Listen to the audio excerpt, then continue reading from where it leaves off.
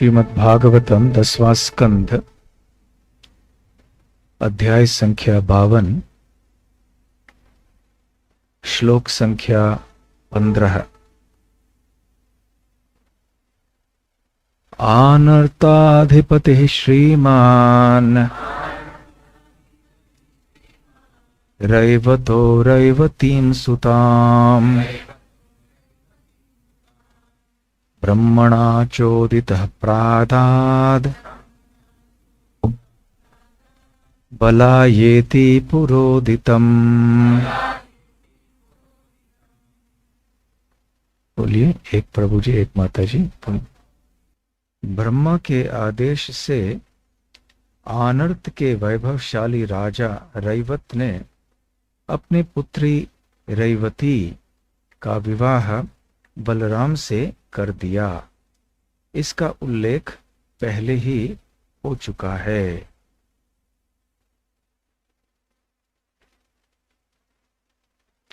ओम ज्ञानतिमिरान्धस्य ज्ञानाञ्जनशलाकया चक्षुरोन्मीलितं येन तस्मै श्रीगुरवे नमः। श्रीचैतन्यमनोभीष्टं स्थापितं येन भूतले स्वयं रूप कदा मह्यं ददाति स्वपदान्तिकम्। वन्देऽहं श्रीगुरो श्रीयुतपदकमलं श्रीगुरोन् वैष्णवांश्च श्रीरूपं साग्रजातं सहगण रघुनाथान्वितं तं सजीवम् साद्वैतं सावधूतं परिजनसहितं कृष्णचैतन्यदेवं श्रीराधाकृष्णपादां सहगण ललिता श्रीविशाखान्वितांश्च। नमो ॐ विष्णुपादाय कृष्णप्रेष्ठाय भूतले श्रीमते भक्तिवेदान्त स्वामिनिति नामिने। नमस्ते सारस्वते देवे गौरवाणी प्रचारिणे निर्विशेष शून्यवादी पाश्चात्य देशतारिणे। मुखं करोति वाचालं पंगुं लंघायते गिरिं यत्कृपातमहं वन्दे श्रीगुरून् दीनतारणम्। वाञ्छाकल्पतरुभ्यश्च कृपा सिन्धुभ्य एव च पतितानां पावनेभ्यो वैष्णवेभ्यो नमो नमः। नमो महावदान्याय कृष्णप्रेमप्रदायते कृष्णाय कृष्णचैतन्य नामने गौरत्विषे नमः। पंचतत्वात्मकं कृष्णं भक्तरूपस्वरूपकं भक्तावतारं भक्ताख्यं नमामि भक्तशक्तिकम्। आराध्यो भगवान् व्रजेशतनयस्तद्धाम वृन्दावनम् रम्या काचिदुपासना व्रजवधू वर्गेण या कल्पिता। श्रीमद्भागवतं प्रमाणममलं प्रेमापुमर्थो महान् श्रीचैतन्यमहाप्रभोर्मतमिदं तत्रादर न परः। हे कृष्ण करुणा सिन्धो दीनबन्धो जगत्पते गोपेश गोपिका कान्त राधा कान्त नमोस्तुते। तप्त कांचन गौरांगी राधे वृंदावनेश्वरी वृषभानुसुते देवी प्रणमामि हरिप्रिये। जय श्री कृष्ण चैतन्य प्रभु नित्यानंद श्री अद्वैत गदाधर श्रीवासादि गौर भक्त वृंद। हरे कृष्ण कृष्ण कृष्ण हरे हरे, हरे राम राम राम हरे हरे, हरे कृष्णा।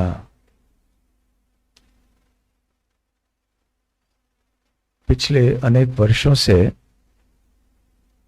यहाँ श्री श्री राधा गोकुल आनंद मंदिर में एक प्रथा हुई है कि बलराम जयंती और श्री कृष्ण जन्माष्टमी के बीच में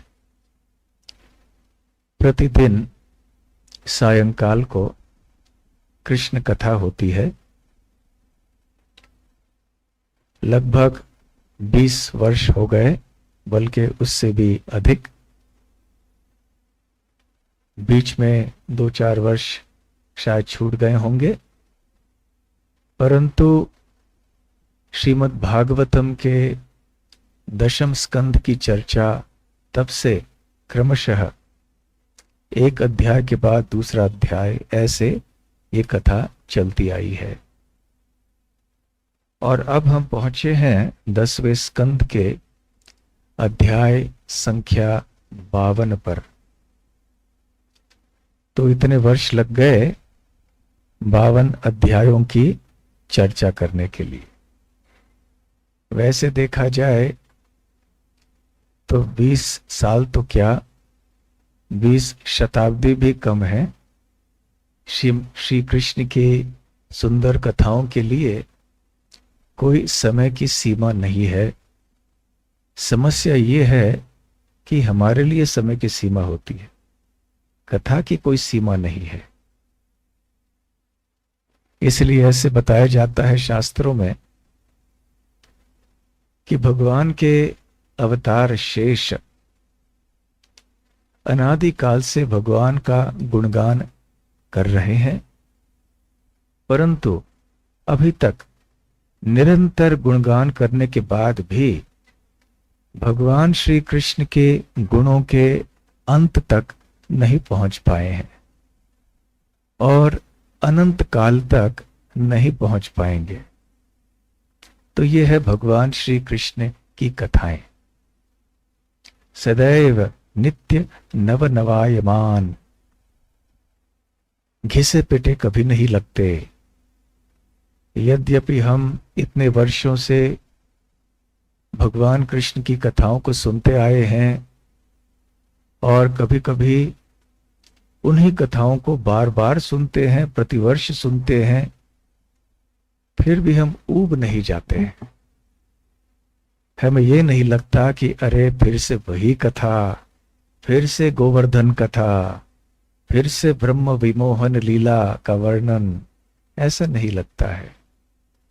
और हर बार जब हम सुनते हैं तो कोई नई बात समझ में आती है, सीखने को मिलता है, कोई प्रेरणादायक ऐसे कोई वस्तु हम सुनते हैं।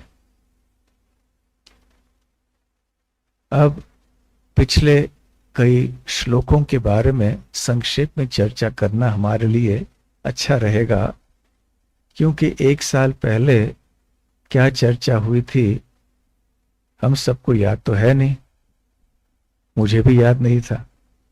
तो इसलिए मुझे भी थोड़ा देखना पड़ा कि पिछले साल ठीक कहाँ कथा रुकी थी। तो आइए थोड़ा सिंहावलोकनम करें। पिछले कई अध्यायों के में चर्चा मुख्यतः क्या हुई थी।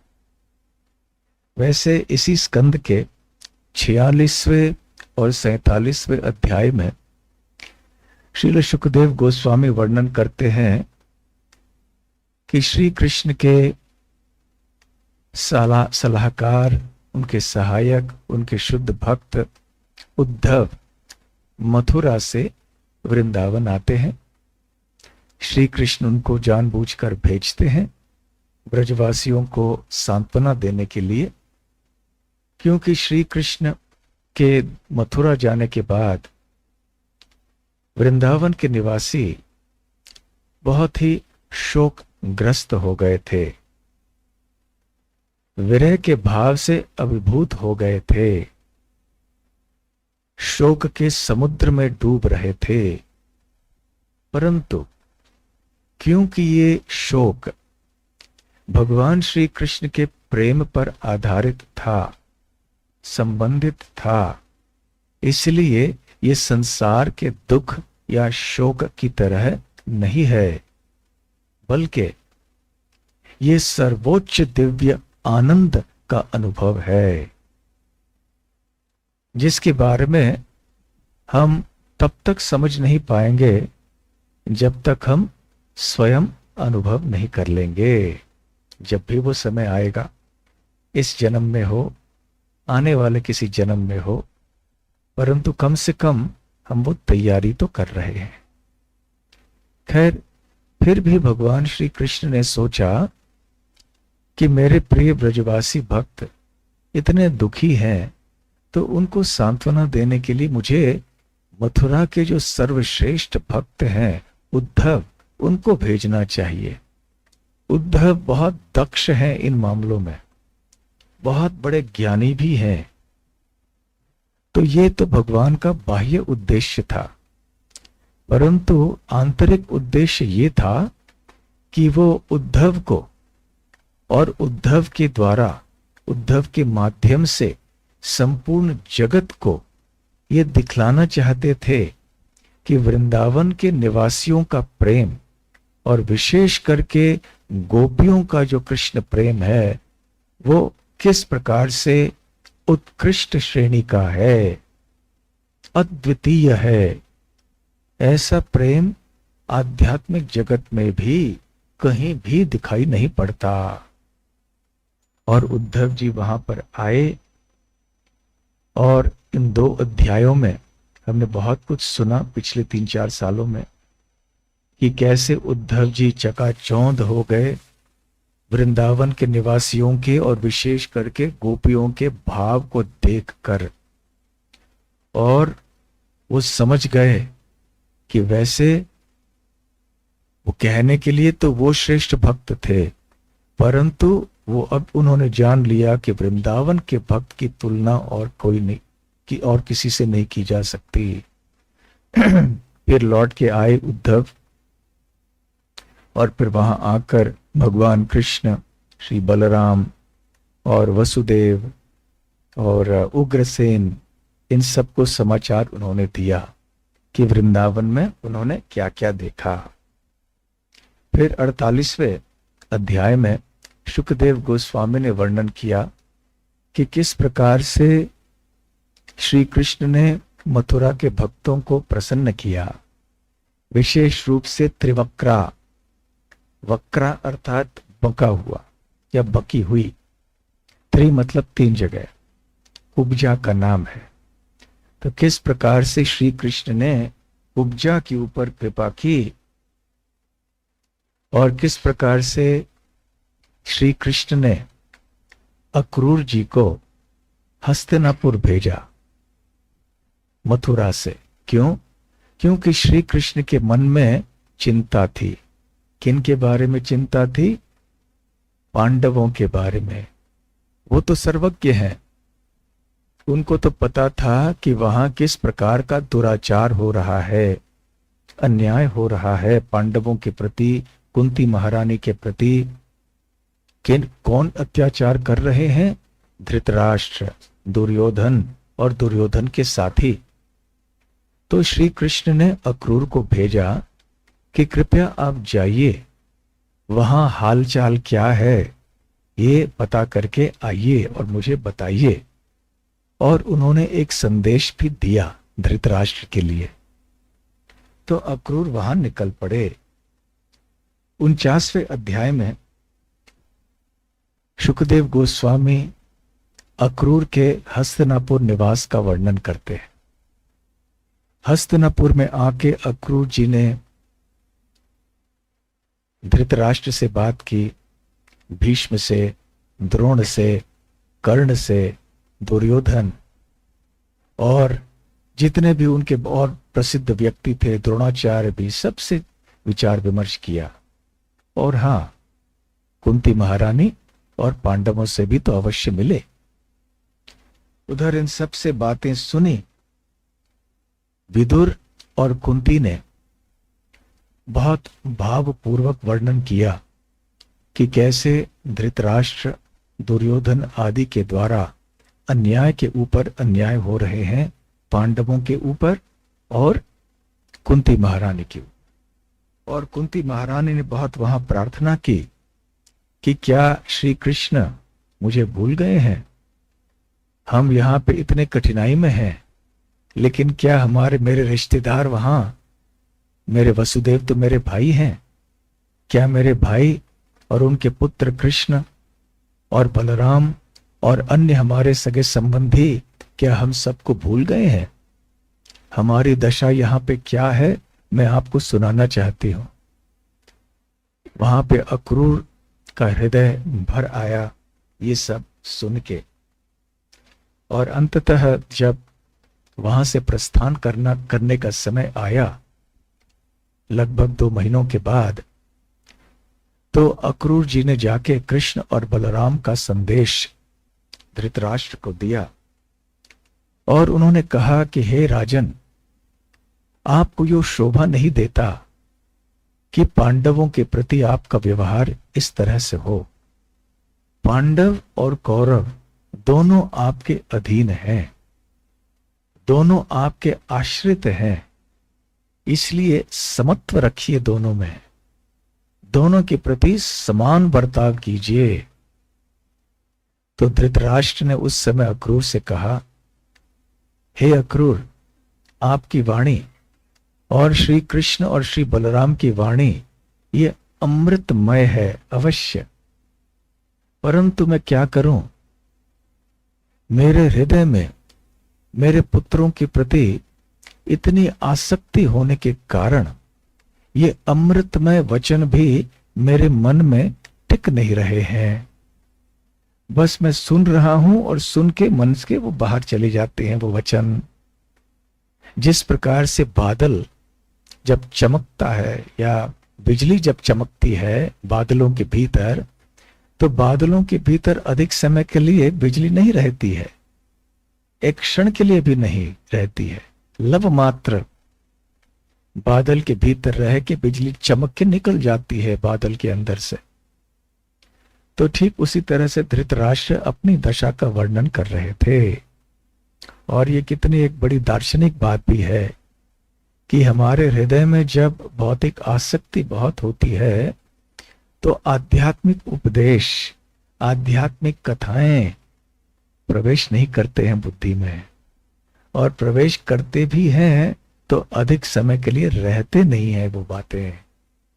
जैसे हम कहते हैं ना साधारण भाषा में, एक कान से अंदर वचन जाते हैं, दूसरे कान से निकल जाते हैं वचन। इसलिए कभी कभी ऐसी परिस्थितियां होती हैं जबकि सामने वाले को उपदेश देना अच्छा नहीं है। कभी कभी ऐसे देखा जाता है मनुष्यों के बीच में, कभी कभी गृहस्थ आश्रम में भी, कि जब कोई मतभेद होता है, कोई बहस होती है, तो उस समय आध्यात्मिक उपदेश एक व्यक्ति दूसरे को देने का प्रयास करता है। कभी कभी मित्रों के बीच में भी ऐसे होता है। जब सामने वाला आदमी इस उपदेश को ग्रहण करने के लिए तैयार नहीं है, तो उस समय ऐसे उपदेश देने का कोई लाभ नहीं है।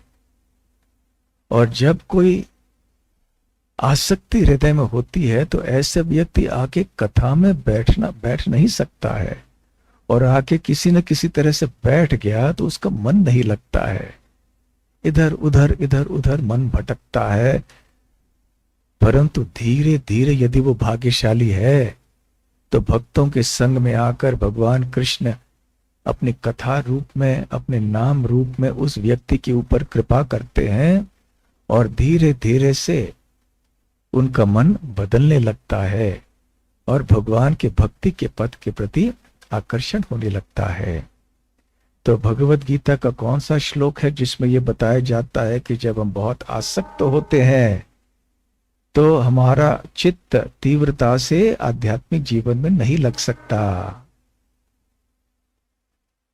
भोगैश्वर्य प्रसक्तानां तयापहृत चेतसाम व्यवसायात्मिका बुद्धि समाधौ न विधीयते। भगवान श्री कृष्ण भगवत गीता में कहते हैं, जब किसी की चेतना भोग और ऐश्वर्य में बड़े तीव्रता से लगी हुई है, उसके मन में केवल यही इच्छा है बस। और संसार में प्राय सभी लोगों का मन ऐसा ही है। इसलिए बहुत कम लोग आते हैं मंदिर, और जो भी आते हैं उनमें से बहुत कम लोग कथा आदि के लिए बैठते हैं, और जो बैठते हैं भी बहुत कम है जो ध्यान से सुनते हैं और उसको अमल करते हैं। तो ऐसे आसक्ति के कारण अच्छे उपदेश जो है अधिक समय रहते नहीं है। धृतराष्ट्र ने ऐसे कह दिया। फिर अक्रूर जी वापस लौट जाते हैं और समाचार पूरा दे देते हैं। फिर 50वें अध्याय में श्रील शुकदेव गोस्वामी वर्णन करते हैं कि किस प्रकार श्री कृष्ण ने समुद्र के बीच में द्वारका नगरी की स्थापना कर ली। हुआ ये कि जब श्री कृष्ण ने कंस का वध किया था तो कंस की जो पत्नियां थीं, अस्ति और प्राप्ति, ये दो स्वाभाविक रूप से बहुत ही दुखी हो गईं, विधवा हो गईं। तो जब उनके पिता मगधराज जरासंध को पता चला तो जरासंध को बहुत क्रोध आया। जरासंध भक्त नहीं था, उसकी असुरी प्रवृत्ति थी। तो उसने सोचा ये जो कृष्ण है ये बड़ा दुष्ट है, इसलिए मुझे कृष्ण की हत्या करनी चाहिए और संपूर्ण यदुकुल का विनाश करना चाहिए। तो अनेक अक्षौहिणी वर्गों सहित सेना को लेकर आए मगध से मथुरा के ऊपर आक्रमण किया, परंतु श्री कृष्ण और उनकी सेना ने बड़े आसानी से मगधराज और उनकी सेना को हरा दिया। जब बलराम जी गिरफ्तार करना चाहते थे मगधराज को, तो श्री कृष्ण ने बलराम से निवेदन किया कि अब छोड़ दीजिए, इन्हें जाने दीजिए। क्यों? क्योंकि जब वो मगधराज वापस जाएगा तो बहुत सोचेगा कि मेरा इतना बड़ा अपमान हुआ, मैं हार गया, अब मैं दूसरी बार आऊंगा और बड़ी सेना लेकर और पुनः मैं आक्रमण करूंगा। क्योंकि जब जरासंध वापस गया था वो हौसला खो बैठा था, परंतु उसके असुरी मित्रों ने उसको हौसला दे दिया। अरे नहीं नहीं, हार नहीं माननी चाहिए, तुम होगे कामयाब एक दिन, हम में है विश्वास, पूरा है विश्वास, तुम होगे कामयाब एक दिन। तो फिर हौसला बढ़ गया जरासंध का। श्री कृष्ण की आंतरिक इच्छा थी कि बार बार जब जरासंध ऐसे सेनाओं को लेकर आएगा, वैसे श्री कृष्ण और बलराम इनकी हत्या कर देंगे तो पृथ्वी का बोझ कम हो जाएगा। अंततः इसी उद्देश्य से ही तो श्री कृष्ण और बलराम प्रकट हुए थे, पृथ्वी का भार कम करने के लिए। तो ऐसे 17 बार जरासंध ने आक्रमण किया और 17 बार श्री कृष्ण ने आसानी से जरासंध और उनकी सेना को हरा दिया। अब ऐसी खबर आई कि काल यवन नामक एक असुरी वृत्ति का आदमी, काल नाम, यवन राज था वो, और नाम था उसका काल। वो बहुत बड़ी सेना लेकर यहां पर आया है या आने जा रहा है, आने की तैयारी कर रहा है, बल्कि किसी भी दिन पहुंच जाएगा मथुरा में। काल यवन के प्रति इतिहास भी हमने उस समय सुना था। तो श्री कृष्ण ने सोचा कि अरे अब काल यवन अपनी सेना लेके एक दिशा से आएगा, दूसरी दिशा से निश्चित ही जरासंध भी 18वें बार अपनी सेना को लेकर आएगा, और दो सेनाओं का सामना एक साथ करना मथुरा के निवासियों के लिए थोड़ा कठिन होगा। इसलिए श्री कृष्ण ने सोचा कि पहले काल यवन से निपटा लें, उसके बाद जब जरासंध आएगा तो देखा जाएगा। तो फिर जब काल यवन आया तो श्री कृष्ण बिना कोई अस्त्रों को धारण किए हुए मथुरा नगरी से बाहर आए, और सामने जब देखा काल यवन को तो श्री कृष्ण दूसरी ओर मुड़ के चलने लगे और काल यवन आग बबूला हो गया कि अरे ये किस तरह का कायर क्षत्रिय है, युद्ध में दूसरी ओर चले जा रहा है, उसके सामने मैं खड़ा हूं। तो गुस्सा होकर काल यवन श्री कृष्ण का पीछा करने लगा। श्री कृष्ण चलते चलते ले गए काल यवन को एक पहाड़ के अंदर जो गुफा था उसमें। वहां पर एक राजा शयन कर रहे थे जिनका नाम था मुचुकुंद, और उन्होंने देवलोक देवताओं के लिए युद्ध किया था और अब बहुत थकावट हो गई थी और उन्होंने वरदान मांगा था कि मुझे ऐसा वरदान दीजिए कि मैं सिर्फ विश्राम करना चाहता हूँ, सोना चाहता हूँ, और जो भी मुझे जगा दे और मेरी आंखें खुल जाएं तो मेरे खुले आंखों के कारण उसका शरीर भस्म हो जाए। तो श्री कृष्ण को तो ये पता था। तो श्री कृष्ण उस गुफे में गए, उन्होंने मुचुकुंद को देखा और अंदर अंधेरे में छुप गए। जब वहां पे काल यवन आया, उसने सोचा कि श्री कृष्ण ही लेटा हुआ है। उसने लात मार दी मुचुकुंद को, उनको कृष्ण समझकर। मुचुकुंद नींद से जाग गए, उनकी आंखें खुली और सीधे सामने देखा काल यवन, तो काल यवन का शरीर भस्म हो गया। उसके बाद श्री कृष्ण ने मुचुकुंद राजा को बहुत सुंदर उपदेश दिया। राजा मुचुकुंद के ऊपर कृपा कर ली। और फिर अगले अध्याय में 51वें अध्याय में हम ये देखते हैं, 51 में भी ये आगे ये कथा आ गई। और फिर 52वें अध्याय में, जिस अध्याय का प्रारंभ हुआ है, हम ये देखते हैं कि श्री कृष्ण काल यवन की हत्या करवाकर मुचुकुंद के द्वारा अब अकेले मथुरा के अंदर आ गए। और जब आए तो उन्होंने काल यवन की जितनी बड़ी सेना थी उस सब को नष्ट कर डाला। बहुत धन आदि लेकर आए थे वो, तो श्री कृष्ण ने वो सारा धन लिया और घोड़े हाथी पालकी के ऊपर रख के अब वो सोच रहे थे कि चलो अभी हमें चलना है। परंतु इसके पहले क्या किया था श्री कृष्ण ने?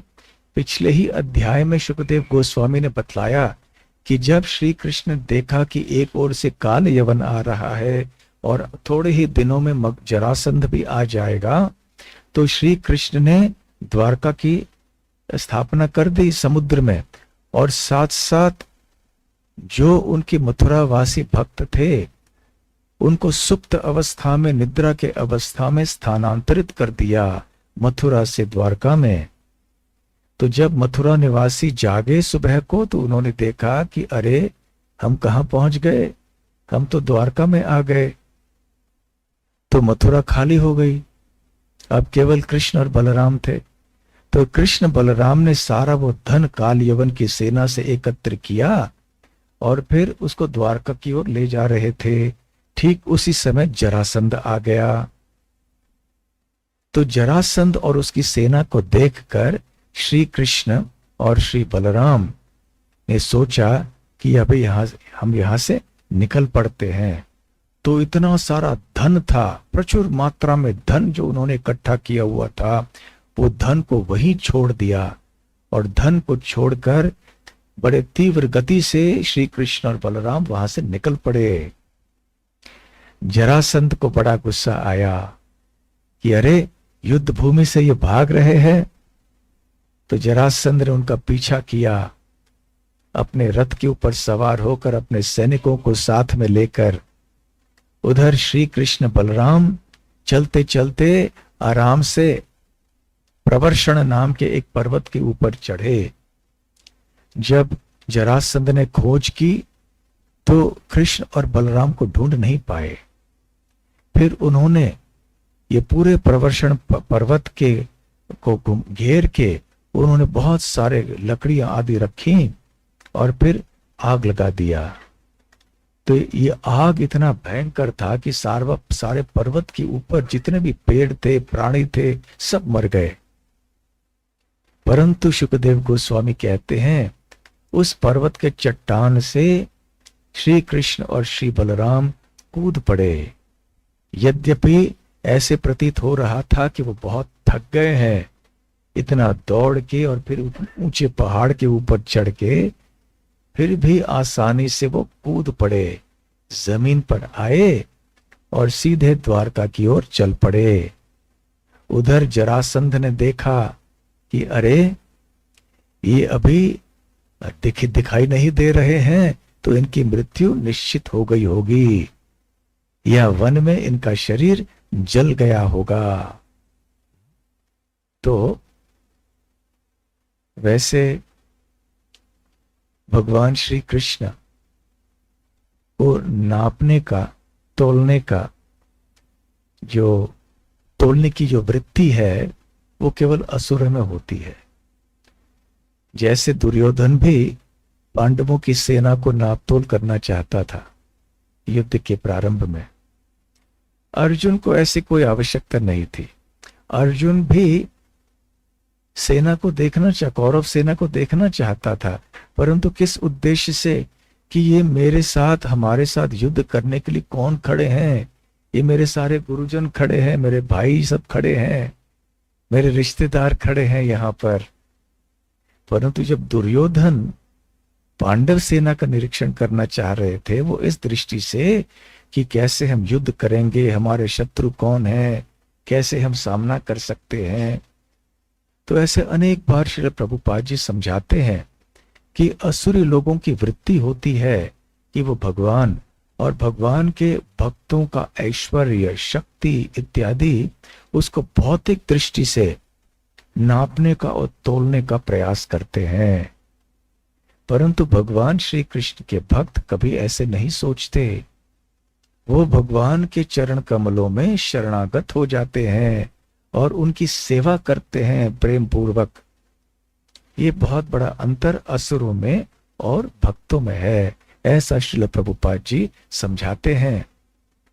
तो जरासंध ऐसे नापतोल कर रहा था कि अरे अभी हमने हरा दिया, 17 बार हार गए, किंतु मेरे मित्रों ने जो कहा था कि अंततः तुम कामयाब होगे, वैसे ही हुआ है। और श्री कृष्ण ये तो भय के मारे भाग गया। किस तरह का क्षत्रिय है, किस तरह का राजकुमार है, ये डरपोक है, कायर है। अनेक अपशब्द जरासंध ने बोले, क्योंकि उसे पता नहीं था कि श्री कृष्ण वास्तव में है कौन। अभी श्री कृष्ण और बलराम तो वहां से चले गए।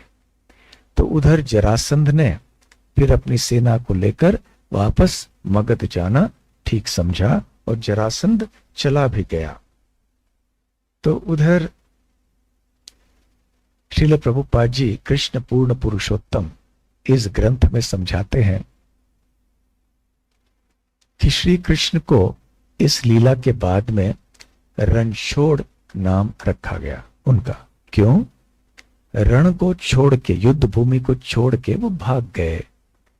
जरासंध युद्ध करने के लिए आए, परंतु श्री कृष्ण उनको छोड़कर, युद्ध भूमि को छोड़कर चले गए, और इसलिए जरासंध उनको कोस रहे थे, अपशब्द बोल रहे थे। परंतु प्रभुपाद जी कहते हैं, यद्यपि किसी इस दुनिया के व्यक्ति ने यदि ऐसे किया, खास करके कोई क्षत्रिय व्यक्ति हो, वो यदि युद्ध भूमि से भाग जाता है तो वो कायर कहलाएगा और उसकी कड़ी निंदा होगी समाज में।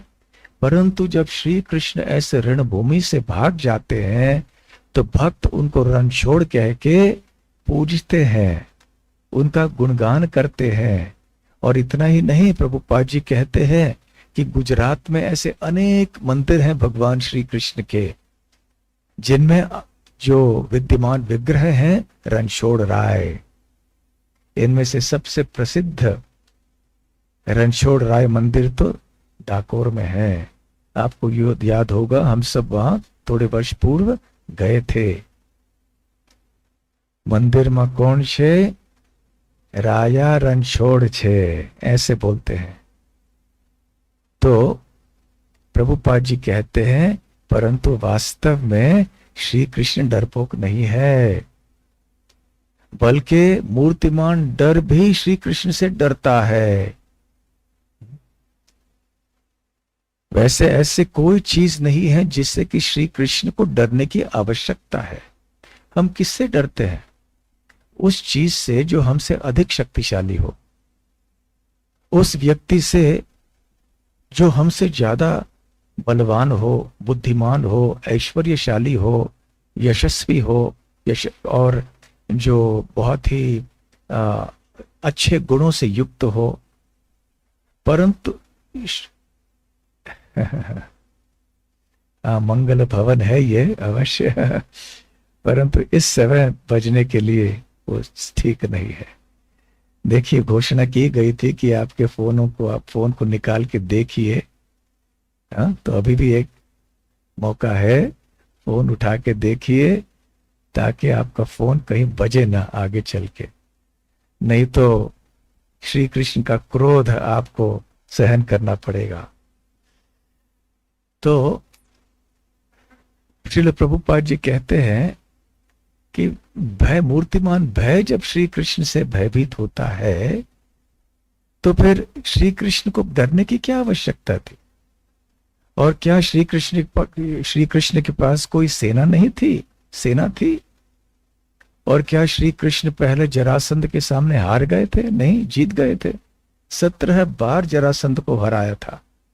तो फिर डरने की क्या बात थी वास्तव में? फिर भी जरासंध ने ऐसे सोच लिया भौतिक दृष्टि से कि अरे कृष्ण डर गया, डरपोक है श्री कृष्ण, रण को छोड़ के भाग गया। परंतु श्रील प्रभुपाद जी कहते हैं कि नहीं, ये जो श्री कृष्ण का रण को छोड़ के जाना है, ये श्री कृष्ण के एक ऐश्वर्य का, एक परम ऐश्वर्य का एक प्रदर्शन है।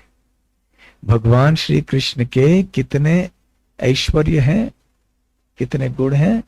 षड ऐश्वर्यों से संपन्न है। ऐश्वर्यस्य समग्रस्य वीर्यस्य यशः श्रिय ज्ञानम वैराग्ययोश्चैव सन्नम भग इतिंगणा। तो शास्त्रों में बताया गया है कि भगवान श्री कृष्ण भग अर्थात ऐश्वर्य, वान मतलब जो स्वामी है, मालिक है। तो ऐसे कौन व्यक्ति हैं जो 6 प्रकार के ऐश्वर्यों के मालिक हैं, जिनमें ये षडऐश्वर्य असीमित मात्रा में निवास करती हैं? ऐसे कौन व्यक्ति हैं? वो है श्री कृष्ण। तो कौन से है ये षड ऐश्वर्य? एक धन, दूसरा बल, तीसरा ज्ञान, चौथा सौंदर्य, पांचवा यश और छठा वैराग्य। तो श्रील प्रभुपाद जी कहते हैं कि परम वैराग्य जो श्री कृष्ण का एक ऐश्वर्य है, दिव्य ऐश्वर्य है, उसका प्रदर्शन करने के लिए श्री कृष्ण वहां से भाग गए। देखिए, सभी लोग ऐश्वर्य, बुद्धि, सौंदर्य आदि का प्रदर्शन करना बहुत पसंद करते हैं, है ना? एक धनवान व्यक्ति अपने धन का प्रदर्शन करना चाहता है ताकि दूसरे लोग देखें कि वो कितने धनवान है। एक सुंदर व्यक्ति अपने सौंदर्य का प्रदर्शन करना चाहता है ताकि सभी लोग देखें कि यह व्यक्ति कितना सुंदर है। उसी प्रकार से जिस व्यक्ति में बुद्धि है, ज्ञान है इत्यादि, वो इन चीजों का प्रदर्शन करना चाहते हैं ताकि दूसरे लोग देखें और वाह वाह करें। तो श्री कृष्ण को ऐसे प्रदर्शन करने की आवश्यकता नहीं है, परंतु दुनिया के लोगों को दिखाने के लिए कि वही षडैश्वर्य संपन्न परम सत्य भगवान हैं और उनके भक्तों को आनंद देने के लिए कभी कभी भगवान इन ऐश्वर्यों का प्रदर्शन करते हैं। तो ठीक है, हमने समझ लिया, धन, बल, ज्ञान आदि का प्रदर्शन किया, परंतु बहुत कम समय हम देखते हैं कि भगवान श्री कृष्ण अपने वैराग्य का प्रदर्शन भी करते हैं। तो ये एक अवसर था जब भगवान श्री कृष्ण ने वैराग्य का प्रदर्शन किया। कैसे ये वैराग्य का प्रदर्शन हुआ? युद्ध भूमि को छोड़ के जाना यह वैराग्य हुआ क्या? कैसे हुआ ये? जीत सकते थे, और क्या बात है? ये इसको वैराग्य क्यों बोल रहे हैं प्रभुपाद जी? हाँ, अहंकार का त्याग, ठीक है।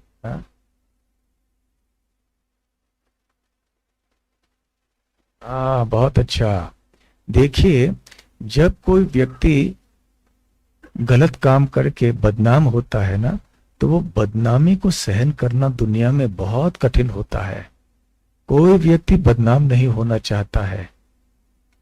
तो भगवान श्री कृष्ण बतलाना चाहते थे कि ठीक है, अपने धन से तो मैं विरक्त हूं, ये सब चीजें ठीक है, परंतु अपने अच्छे नाम से भी मैं विरक्त हूं। कोई मुझे बदनाम करे, कुछ करे तो ठीक है। दो प्रकार के व्यक्ति होते हैं जो इस प्रकार से अपने नाम के प्रति परवाह नहीं करते हैं। एक है वो व्यक्ति जो ढीठ है, जो बिल्कुल निर्लज्ज है, उसको कोई फर्क ही नहीं पड़ता, कोई गाली दे रहे, कुछ बोल रहे उसके बारे में बुरा, उसको कुछ पड़ी ही नहीं रहती, वो तो अपनी दुनिया में रहता है। और दूसरे व्यक्ति हैं ऐसे जिनके चरित्र में परम वैराग्य पाया जाता है। तो श्री कृष्ण इस समय ऐसे परम वैराग्य का प्रदर्शन कर रहे थे। और कौन सी ऐसी घटनाएं हैं या अवसर हैं जहां पे श्री कृष्ण ने अपने वैराग्य का प्रदर्शन किया? अर्जुन का सारथी बन के तो किस चीज का वैराग्य था? अपने भगवत्ता का, अपने मान सम्मान का, कि अरे मैं इतना बड़ा आदमी होके मैं किसी का सारथी बन जाऊं? नहीं नहीं, मुझे अच्छा लगता है, ये मेरे भक्त हैं, उनकी भक्त वात्सल्यता उनके अन्य गुणों से बहुत श्रेष्ठ है। तो इसलिए ये भी एक अवसर है, घटना है। और गोपियों को त्याग दिया, गोपियों के साथ थे, जब देखा कि गोपियों के मन में थोड़ा अभिमान आ गया कि अरे हम सब श्री कृष्ण के साथ में हैं, तो श्री कृष्ण तुरंत उनको त्याग दिया। और कोई? हाँ, वृंदावन वासियों को त्याग करके चले गए मथुरा। और हाँ, युधिष्ठिर महाराज के यज्ञ में उन्होंने सबके चरण धोए, जो भी अतिथि आए थे। मान सम्मान के ऊपर नहीं रहे, मैं इतना बड़ा व्यक्ति हूं, मैं कैसे सबके जूतों की सेवा करूंगा। देखिए, हमारे भक्त लोग भी ऐसे ही हैं, जूते चप्पल स्टैंड में सेवा करते हैं, सारे भक्तों के, आने वाले भक्तों के जूते चप्पल पादुकाएं हैं वो लेते हैं, उनकी सेवा करते हैं, भगवान श्री कृष्ण के चरण चिन्हों में चल रहे हैं। और एक उदाहरण, द्वारका में 16,108 रानियां, सौंदर्य में एक से बढ़कर एक, परंतु उनसे निरासक्त थे श्री कृष्ण।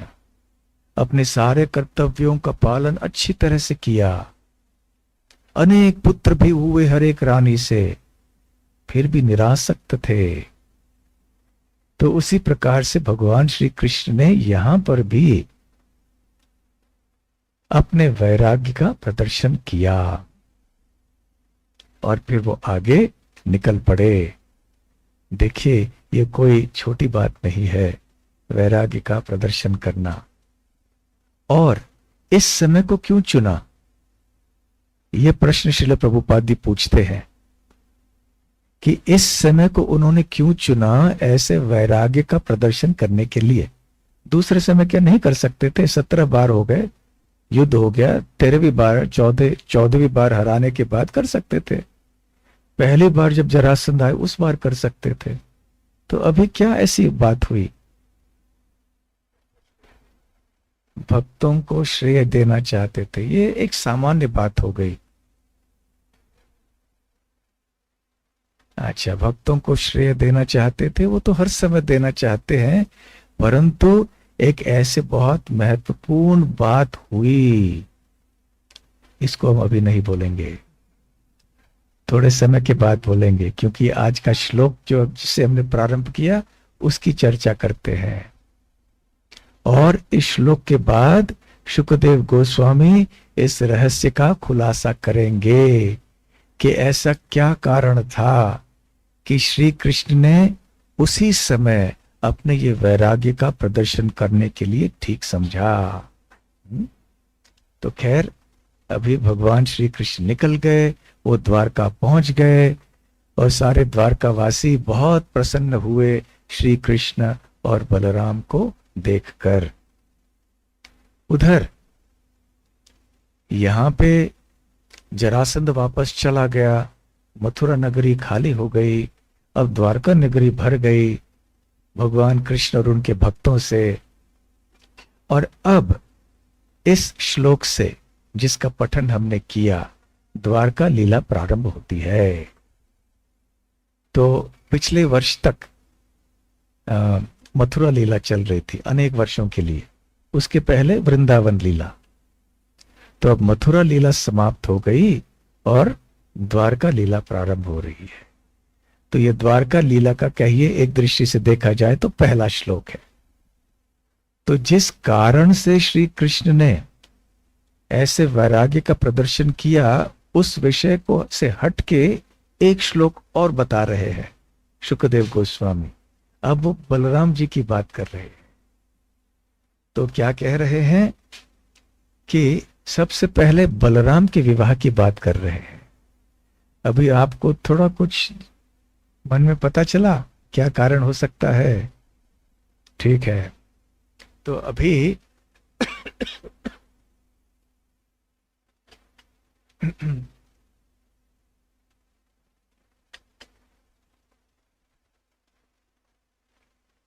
शुकदेव गोस्वामी वर्णन कर रहे हैं कि कैसे बलराम जी का विवाह हुआ। बड़े भाई का विवाह पहले होता है ना। तो यहां वो कहते हैं कि रैवत नाम के एक राजा थे और उनकी पुत्री रैवती या रेवती का विवाह बलराम से हुआ। और यहां श्रील प्रभुपाद यह इस तात्पर्य में भी बताया गया है कि श्रीमद् भागवतम के 9वें स्कंद के 3रे अध्याय में बलराम जी का विवाह कैसे रेवती से हुआ, इसका संक्षिप्त वर्णन है। हुआ ये कि आनर्त राज्य के राजा थे जिनका नाम था रेवत, और रेवत के एक पुत्र हुए जिनका नाम था ककुदमी। क्योंकि ककुदमी रेवत के पुत्र थे, उनका नाम हुआ रैवत। फिर रैवत या ककुदमी की पुत्री हुई रैवती या रेवती। तो जैसे हर एक पिता अपनी पुत्री के बारे में सोचता है कि इसका विवाह कब होगा, और जब आयु हो गई थी विवाह के लिए, तो राजा ने ठीक समझा कि ब्रह्मा जी के पास ब्रह्मलोक में जाके उनसे थोड़ी सलाह करें कि कौन ऐसा योग्य वर है मेरी पुत्री के लिए। तो वो पहुंचे ब्रह्मलोक। कहां से? पृथ्वीलोक से। वैसे तो पहुंचने के लिए समय लग जाता है। वहां पहुंचे और उधर ब्रह्मा जी जो है वो गंधर्वों के द्वारा आयोजित किए गए किसी संगीत सभा में बैठे थे। तो जैसे ही संगीत सभा समाप्त हुई तो ब्रह्मा जी ने स्वागत किया ककुदमी राजा का, रैवत राजा। अरे राजन, हे वीर, आप इतनी दूर आए मुझसे मिलने के लिए पृथ्वी से ब्रह्मलोक, तो मेरे लिए क्या सेवा है? तो राजा ने कहा, प्रणाम ब्रह्मा जी, आप आदर्श आदि सृष्टिकर्ता, आप सृष्टिकर्ता हैं। तो आपसे हम जानना चाहते हैं कि ऐसा कौन व्यक्ति है जिसके साथ मेरी पुत्री का विवाह मैं कर सकता हूं। तो ब्रह्मा जी हंसने लगे। अरे राजन, जब से तुम पृथ्वी को छोड़कर मेरे पास आए, अब इस क्षण में 27 चतुर्युग बीत चुके हैं। चतुर्युग अर्थात सतयुग, त्रेतायुग, द्वापर युग, कलयुग। इसको एक चतुर्युग कहते हैं। कलयुग की अवधि कितनी है? 4,32,000, द्वापर युग की उससे 2 गुना, त्रेता युग की कलयुग से 3 गुना, सत्ययुग की कलयुग से 4 गुना। तो एक चतुर्युग की लंबाई कितनी हुई? कलयुग से 10 गुना अधिक। ये एक चतुर्युग है। और ऐसे 27 चतुर्युग बीत चुके थे। इसी मनवंतर की बात हो रही है। दूसरे शब्दों में, इस मनवंतर में सबसे पहले जो चतुर्युग में ये घटना हुई होगी। और इसलिए अभी कह रहे हैं ब्रह्मा जी 27 चतुर्युग बीत गए। तो अब कैसे जिन व्यक्तियों के बारे में तूने सोचा था, कल्पना की थी कि ये राजकुमार मेरे पुत्री के लिए अच्छा वर होगा, वो तो कब से मर गए।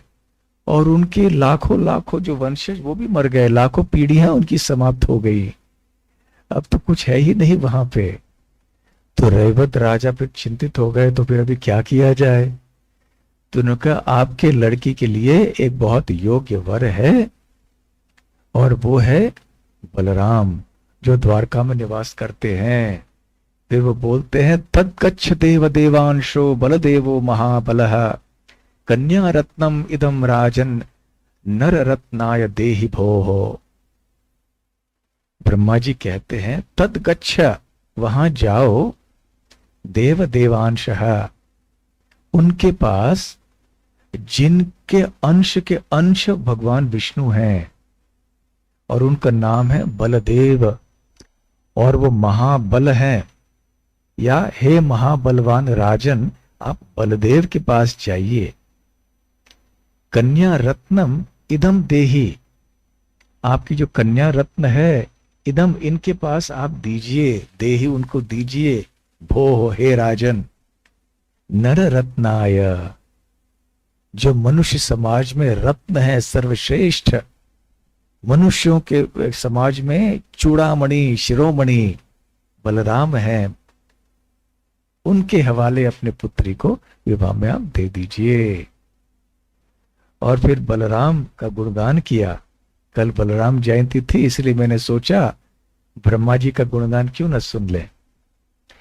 भुवो भारावताराय भगवान भूत भावनः अवतारी निजांशेन पुण्य श्रवण कीर्तनः। ब्रह्मा जी कहते हैं ये बलदेव क्या है? भुवः भार अवताराय, ये प्रकट हुए हैं भुवि अर्थात इस पृथ्वी के भार को उठाने के लिए, हल्का करने के लिए। भगवान, वो भगवान है। भूत भावनः, भूत भावना भी भगवान का एक नाम है। इसका क्या अर्थ है, कोई बताएंगे? भूत अर्थात सारे प्राणी, उनको भूत कहते हैं। केवल रात में जिनसे हम डरते हैं, केवल वो भूत नहीं, सारे प्राणियों को भूत कहते हैं। तो भूतों के शुभ चिंतक, जिनके प्रति उनके हृदय में अच्छी भावना है, हितैषी रहते हैं भगवान, सुहृद। तो भूत भावना, तो वो भूत भावना है। अवतारी निजांशेन, अब वो अवतारी अवतार लिए हैं, निज अंशेन, अपने सारे अंशों के साथ में। पुण्य श्रवण कीर्तन, और उनके बारे में सुनना, कीर्तन करना, ये बहुत पुण्यवान कार्य है। और जो व्यक्ति ऐसे करता है उसका हृदय शुद्ध हो जाता है।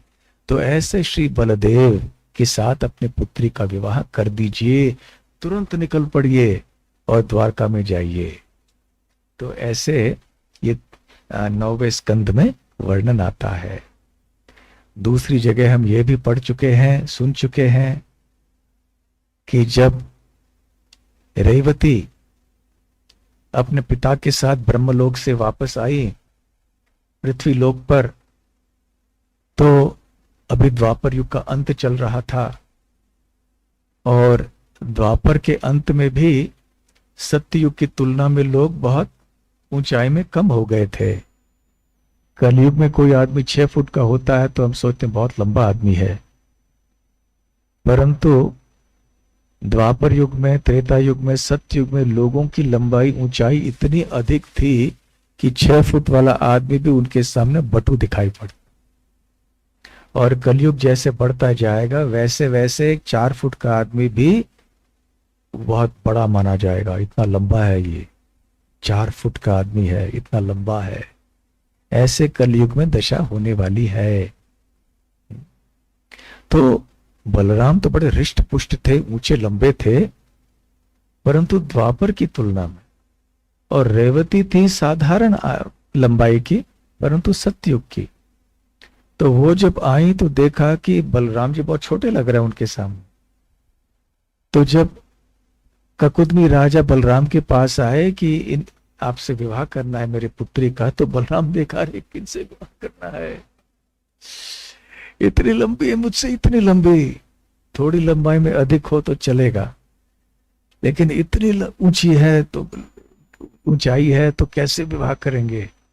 तो फिर बलराम तो बलराम है, उनके लिए तो कौन सा कार्य कठिन है। उन्होंने अपना हल लिया और रेवती के कंधे पे रख दिया और ऐसे नीचे कर दिया, और तुरंत रेवती फिर नीचे हो गई, उनकी ऊंचाई कम हो गई। तो ऐसे आगे चल के फिर विवाह हुआ। नहीं होता तो वरमाला पहनाना भी मुश्किल हो जाता था। तो खैर ऐसे ये एक सुंदर लीला हुई जिसका संक्षेप में शुकदेव गोस्वामी ने एक श्लोक में वर्णन किया है। और अभी आते हैं मुख्य विषय पर। जो आने वाले जितने भी दिन हैं उनमें यही विषय रहेगा। तो अभी ये असली कारण, मूल कारण कि श्री कृष्ण ने वैराग्य का प्रदर्शन मथुरा में इस समय किया, क्योंकि उनको पता था कि रुक्मिणी देवी जो कहाँ रह रही थी, विदर्भ में, इसलिए उनका नाम क्या है, वैदर्भी। कौंडिन्यपुर विदर्भ में वो निवास करती हैं। भीष्मक राजा की पुत्री, वो एक पत्र भेजने वाली है श्री कृष्ण को। और उस पत्र में क्या लिखने वाली है रुक्मिणी देवी, कि मैं आपसे विवाह करने वाली हूं, विवाह करना चाहती हूं, मैंने आपको पति मान लिया है, वह और किसी अन्य व्यक्ति से विवाह नहीं करूंगी। तो श्री कृष्ण को पता था कि रुक्मिणी देवी का विचार क्या था, और श्री कृष्ण ने भी यही सोचा कि रुक्मिणी देवी भी मेरे लिए सही पत्नी है। और अभी श्री कृष्ण को भी गृहस्थ आश्रम में प्रवेश करने का समय भी आ गया था। अब तक वो मथुरा में रह रहे थे, अभी विवाह का समय आया तो कोई भगवान कृष्ण के लिए योग्य कोई वधू चाहिए।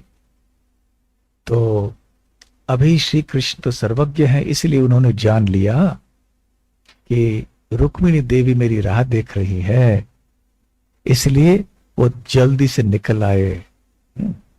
देखिए वात्सल्य भाव जो होता है ना, ये वीर रस से बहुत श्रेष्ठ होता है। वात्सल्य भाव के कारण व्यक्ति सब कुछ छोड़ के भी चले जाता है, युद्ध को छोड़ने की बात तो दूर है।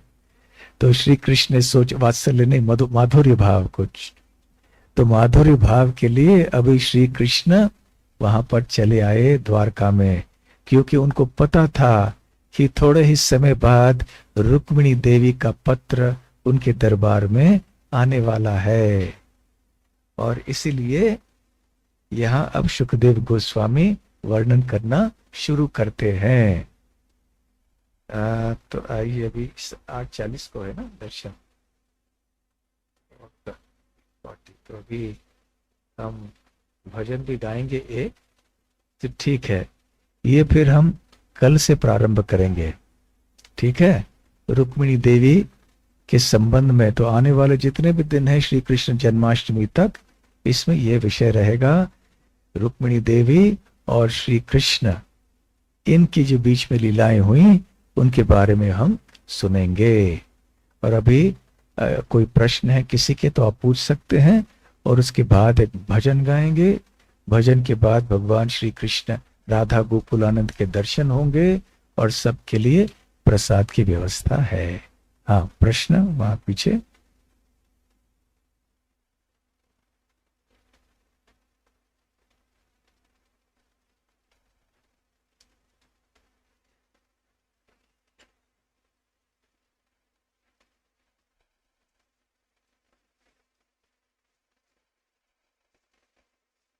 हरे कृष्ण।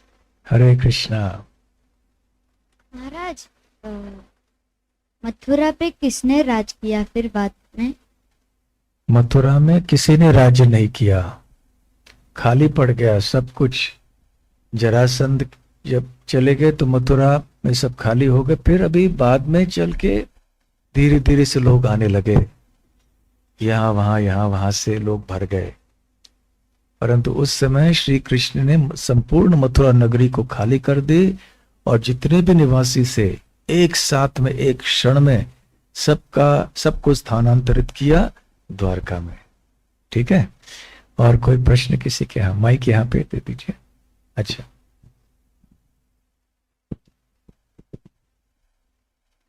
हरे कृष्णा महाराज जी। हरे कृष्णा। महाराज जी, जो कृष्ण भगवान और बलराम जी वो तो जल गए थे ऊपर माउंटेन के ऊपर, क्योंकि इतने सारे जलाशय ने आग लगा दिया तो जल नहीं सकते। नहीं, क्योंकि उन्होंने छलांग मार दी।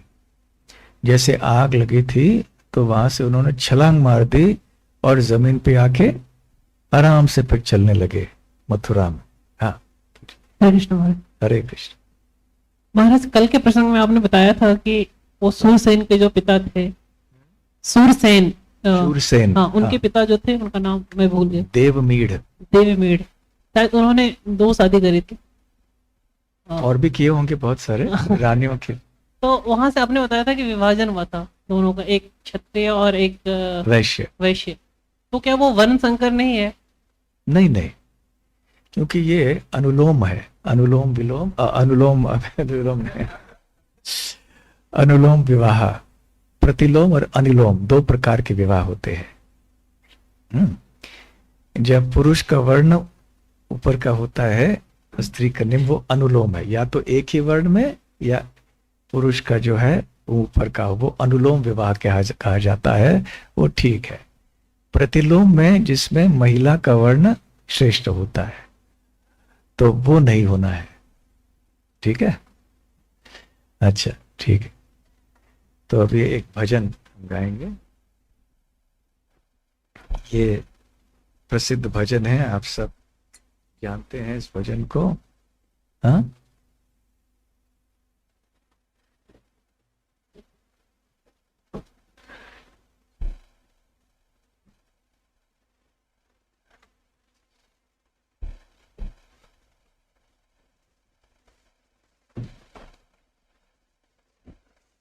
श्री नाम कीर्तन श्रील भक्ति विनोद ठाकुर द्वारा। बहुत सुंदर भजन जिसमें वृंदावन की लीलाओं का वर्णन है, श्रील भक्ति विनोद ठाकुर द्वारा। यशोमति नंदन ब्रजबर नागर गोकुल रंजन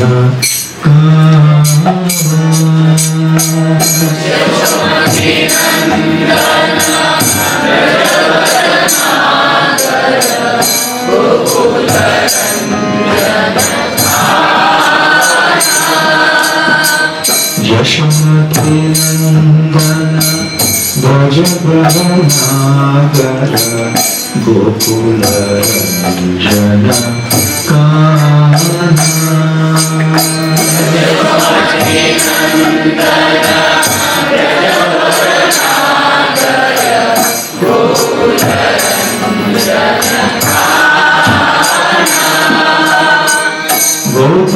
गोपीपराधन मदन मनोहर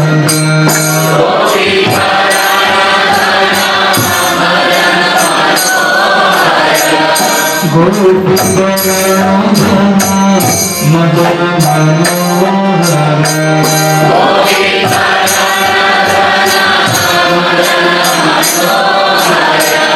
कमलिया कमल